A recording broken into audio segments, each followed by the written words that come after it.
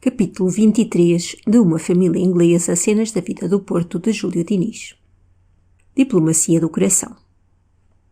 A educação comercial de Carlos continuou e com os mais rápidos e auspiciosos progressos. À segunda noite espantava ele Manuel Quintino, apresentando-lhe os lançamentos que pela manhã fizera e nos quais o experimentado guarda-livros nada teve que notar. A custo pôde convencer o fogoso discípulo de que não convinha que ele próprio escrevesse nos livros gerais, onde era contra as praxes aparecer letra de mais do que um indivíduo. Bastava, dizia o velho, e já não era pequeno serviço, que Carlos o auxiliasse no expediente e deixasse tudo preparado para que, ao terminar o seu impedimento, ele, Manuel Quintino, só tivesse a transcrever no diário e no Razão as transações operadas durante essa época. No fim de 3 ou 4 serões, Manuel Quintino já não tinha que ensinar mais ao discípulo. Ele sabia tudo. Terminaram, pois, as lições, mas não terminaram com elas as visitas de Carlos, como seria natural que acontecesse. Mudaram apenas de caráter aqueles serões.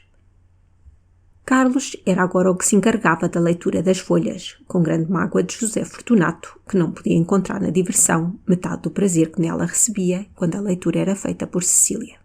De mais a mais, Carlos divertia-se muitas vezes à custa do velho. Sabendo de Manuel Quintino que ele era possuidor de vários papéis de crédito, raro era o dia em que, no decurso da leitura, não improvisava notícias e insinuações que faziam entrever uma iminente baixa de fundos e, porventura, uma bancarrota. José Fortunato declamava então contra os governos presentes, passados e futuros com toda a acrimónia que lhe era possível.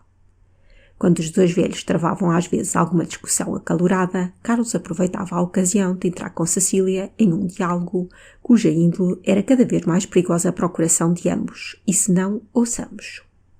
Cecília trabalhava certa noite em uma camisa de paninho para o pai. «Que nome se dá a isso que está a fazer?» perguntou Carlos, curvando-se sobre a costura. «É uma camisa», respondeu Cecília sorrindo. «Pois nem conhece?» «Que é uma camisa sei eu, não perguntava isso, mas essa costura em que está agora a trabalhar, como se chama?» «Isto é um pesponto». «Ah, um pesponto. Um pesponto é a mesma coisa que um sobrecozido, pois não é?» Cecília desatou a rir a esta pergunta. «Não, senhor, não é, nem tem nada uma coisa com a outra». «Não? Pois olha, parece, porque pesponto é, como quem diz, depois do ponto. Sobrecozido, sobre ou depois do cozido, e, portanto, depois do ponto também. Será, mas, em todo o caso, são coisas diversas. Então, que diferença fazem? Ora, que curiosidade! Há de interessar-lhe muito agora conhecer essa diferença. E por que não? Não vê que ando com vontade de ampliar os meus conhecimentos? Não tem reparado na minha docilidade a ouvir as lições de escrituração? Mas essas podem servir-lhe. Mas vamos, um pesponto é isso, muito bem, e agora um sobrecozido?» Cecília, rindo, procurou na obra que estava a fazer o exemplo já realizado de um sobrecozido e mostrou-o a Carlos, dizendo: «Aí está um sobrecozido, agora estuda a diferença a ver se a sabe explicar». Carlos examinou-o com aparente atenção e a mais composta seriedade. E Cecília interrompeu o trabalho só por causa disto. «Então», perguntou ela maliciosamente, quando Carlos deu mostras de haver terminado o exame. «Reconheço que de fato são coisas diversas, mas não posso bem dizer em que consiste a diferença. O que o deve afligir muito». «Mas diga», insistia Carlos, que parecia de veras empenhado em elucidar este negócio dos pespontos. «Todas as costuras se fazem a pesponto?» Cecília não podia escutar com seriedade este inquérito inesperado. «Não, senhor», respondeu a rir. «Conforme a qualidade da obra, assim se prefere a qualidade do ponto». «Ah, visto isso, o pesponto é um ponto também». «Pois está claro, é um ponto que se dá assim. Ora, repare». E Cecília, acompanhando a palavra com a ação, principiou a trabalhar com todo o vagar, ao passo que Carlos assistia à demonstração com atenta seriedade de um discípulo. Ainda que me parece que menos vezes lhes seguiram os olhos os movimentos da agulha do que se fixaram a admirar a perfeita modelação e delicado colorido da mão que a movia. «Repare», dizia Cecília, «dá-se, suponhamos, o primeiro ponto, maior ou menor, conforme a delicadeza da obra, já se sabe. Assim. Ora agora, a agulha entra aqui mesmo pelo meio deste primeiro ponto, vê, e vai sair adiante, de maneira que este segundo ponto tenha o mesmo comprimento do primeiro, entende? A terceira vez entra por onde saiu a primeira, a quarta por onde saiu a segunda e assim por diante. Entende agora? Muito bem. E o sobrecozido? Mas como lhe deu para querer saber destas coisas? É uma esquisitice, concordo, mas então que quer? Mau é que eu tenha um destes desejos. Incomodo-me de veras se os não satisfaço. Ah, não sabia que era assim caprichoso. E não concebe esta maneira de sentir? Eu não. Não diga que não, é impossível. A imaginação feminina, sem dúvida mais delicadamente sensível do que a nossa, não pode ignorar estes pequenos caprichos. O capricho é, a meu ver, uma prova de superioridade moral em quem o tem. Vamos, termina a minha lição. Então, que quer saber agora? Que é um sobrecozido? Cecília condescendeu ainda em lhe explicar o que era um sobrecozido, como já lhe explicara o que era um pesponto. Carlos deu-se no fim por satisfeito. Agitou-se ainda algum tempo a discussão a respeito de assuntos desta natureza. Carlos foi durante ela sempre sério. Cecília, a cada momento, a interrompia com o riso que lhe desafiava a estranha lição, que nunca esperara ter de dar a um discípulo deste género. Em quase todos os serões, passados em casa de Manuel Quintino, os colóquios entre Carlos e Cecília versaram sobre objetos de igual transcendência e sustentaram-se em um tom da mesma gravidade que este que registamos. Aí estão os colóquios inofensivos e inconsequentes, pensará talvez o leitor. Pois engana-se se pensa assim.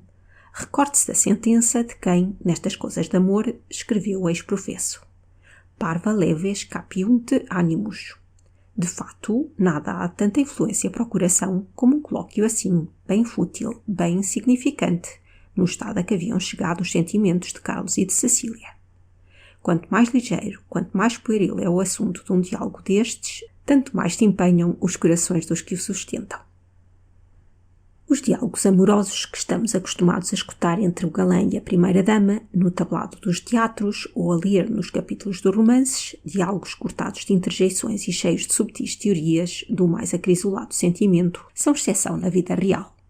E, quando se dão, saem-se deles mais livre, mais disposto a esquecer, menos propenso a sonhar. Servem como de expansão aos afetos acumulados. Expansão em que estes às vezes completamente se dissipam. Mas os constrangimentos, os silêncios dos quais a imaginação em vão procura livrar-se e, sobretudo, o conversar aturado sobre mil coisas fúteis e indiferentes, isso sim que é bem mais para temer, porque, enquanto dura a troca recíproca de fórmulas insignificantes, o coração põe em campo outros emissários secretos e invisíveis, que adiantam consideravelmente as negociações pendentes e conseguem realizar a entrega da praça sem o mínimo combate manifesto. Digam-no os numerosos pares para quem voam as horas e desaparece o mundo, de enlevados que se entregam a estes intermináveis diálogos, motivo de zombarias aparente e de ocultas invejas dos que os não podem gozar. Digam-se, quando mais sinceros sentiam em si os afetos, eram metafísicas e transcendentes especulações sobre o amor, o que assim lhes absorvia as atenções e os cuidados. Digam-se, quando ao terminar um desses felizes dias tentavam reproduzir as impressões recebidas no decurso dele, recordando as palavras ditas e escutadas naquelas longas entrevistas. Outra coisa lhes conseguiria avivar a memória que não fosse diálogos pouco dramáticos, banalidades sobre assuntos indiferentes, mas sob cujo disfarce o coração achara meio de dizer muito, e até mais eloquentemente do que ainda poeta algum o pode exprimir. Nem o próprio Petrarca nos seus 318 sonetos. Isto aconteceu a Carlos Whitestone. Poucas vezes voltar a casa mais possuído desta íntima e indefinida alegria de quem assiste em si ao atear de uma paixão do que na noite em que se verificou o diálogo que o leitor provavelmente julgou sem consequências. Prolongou-se este estado de coisas. O médico, a quem fora confiado o tratamento de Manuel Quintino, prudente em demasia, apenas lhe prometia a esperança de o deixar sair passada uma semana a mais. Carlos não pensava com frieza de ânimo no termo daquele prazo. Poderia, sem causar estranheza, continuar, ainda depois dele, as visitas que lhe eram já tão necessárias? Até ali, servia-lhe o pretexto de vir dar contas a Manuel Quintino do serviço da manhã, mas depois. Carlos continuou a ser diligente nos negócios do escritório. Mr. Richard ainda não acabara de conformar o espírito àquela mudança do filho.